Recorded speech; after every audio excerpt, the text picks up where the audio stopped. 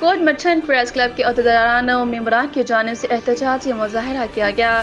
شرکاء نے صحافی کو قتل عام بند کرنے کے بارے میں پلے کارڈ اٹھا کر نعرے بازی بھی کی۔ ارشد شریف کے لواحقین کے ساتھ اظہار افسوس کیا گیا۔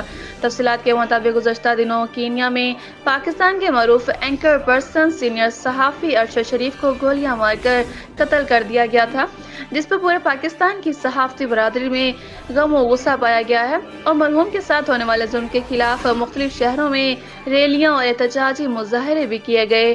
صحافتی تنظیم پاکستان جرنلسٹ ایسوسی ایشن کی طرف سے کوٹ مٹھن پریس کلب کی طرف سے بھی احتجاجی مظاہرہ کیا گیا۔